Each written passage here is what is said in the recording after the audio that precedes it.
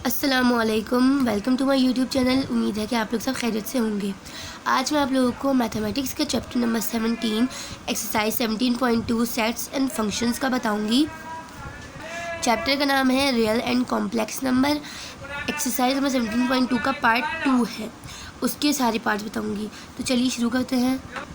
पहला पार्ट में ये बोल रहे हैं 2 के अंदर हमारे कि ए का जो ब्रैकेट है, if A bracket 1 2 3 4 5 6 and B bracket 2 4 6 8 10 then find. अगर ए की जो वैल्यूज़ हैं वो 1 2 3 4 5 6 है और बी की जो वैल्यूज़ हैं वो 2 4 6 8 10 है, तो आप हमें ए यूनियन बी को फाइंड आउट करके दें। ये जो यू है इसे यूनियन कहते हैं, ठीक है। इसको फाइंड आउट करके दें। तो हमें फाइंड आउट कैसे करना है, सबसे पहले हम यहाँ लिख लेंगे सॉल्यूशन। सॉल्यूशन लिखने के बाद हमने जो बोला है ए यूनियन बी का हमने फाइंड आउट करना है, ठीक है। तो ए का ब्रैकेट्स आप लिख लें सबसे पहले और देन बी का ब्रैकेट लिखा, ठीक है। अब ए यूनियन बी का निकालना है तो आप यहाँ पे ए यूनियन बी लिखें इज इक्वल्स टू ए का ब्रैकेट, क्योंकि पहले ए है तो ए का ब्रैकेट पहले आएगा, देन यूनियन, उसके बाद बी का ब्रैकेट, बी बाद में है तो ये बी का ब्रैकेट आ गया, सही है।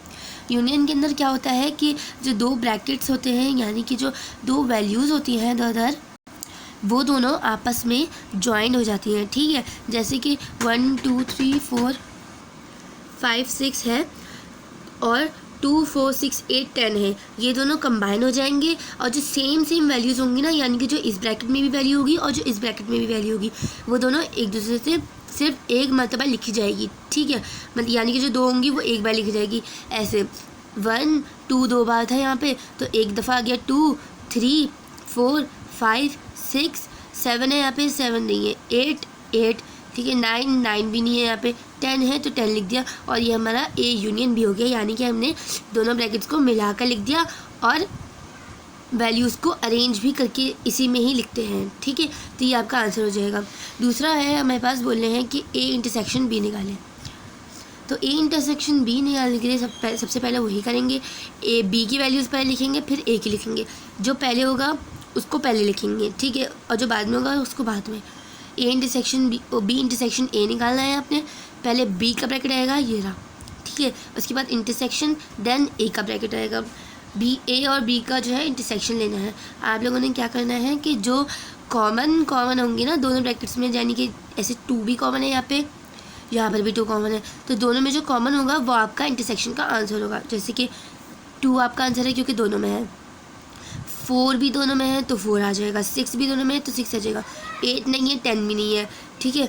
तो ये तीनों नंबर्स जो है कॉमन थे तो हमने यहाँ पे लिख दिया और ये हमारा आंसर हो गया। थर्ड में बोल रहे हैं कि ए माइनस बी निकालें, ठीक है। तो सबसे पहले वही करना है, सारे क्वेश्चन में आपने सबसे पहले ए लिखना है और बी, यानी कि जो दो नंबर्स जो आपको वैल्यू दी हुई है ना उनकी वैल्यूज़ को पहले आपने लिख लेना है ताकि कुछ गलती ना हो जाए आपसे, ठीक है। ए लिख लिया, बी लिख लिया और जो पहले होगा वो पहले लिखा जाएगा। ए भी लिख लिया आपने, उसके बाद ए माइनस बी का आपने निकालना है, ठीक है। तो पहले ए की वैल्यू आई, फिर माइनस, फिर बी की वैल्यू आ गई। अब इन दोनों में से आपको जो कॉमन नंबर्स है ना उनको माइनस कर देना है। जैसे कि 2 कॉमन था, यहाँ पे माइनस कर दिया, 4 भी कॉमन था, माइनस कर दिया, 6 भी कॉमन था, माइनस कर दिया।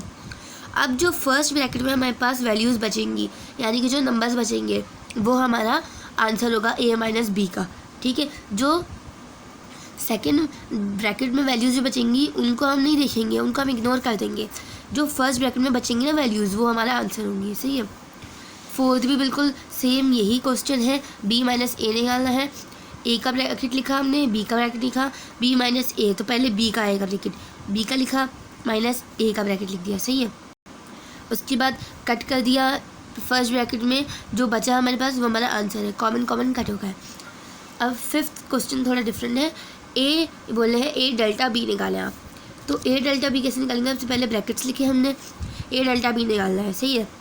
पहले हमने ए का ब्रैकेट लिखा, डेल्टा बी का ब्रैकेट लिखा।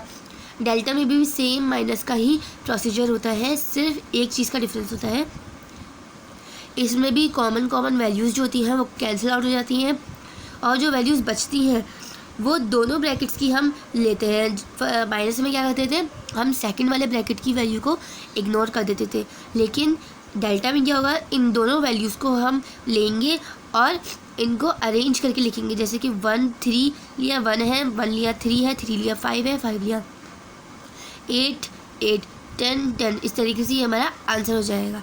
ठीक है, तो ये हमारे 2 पार्ट के सारे पाँचों के पाँचों क्वेश्चंस सॉल्व हो गए। उम्मीद है कि समझ में भी आ गए होंगे। कुछ समझ में ना आए तो कमेंट बॉक्स में पूछ लीजिएगा। अपना ख्याल रखिएगा, दुआ में याद रखिएगा। जब तक के लिए अल्लाह हाफ़िज़।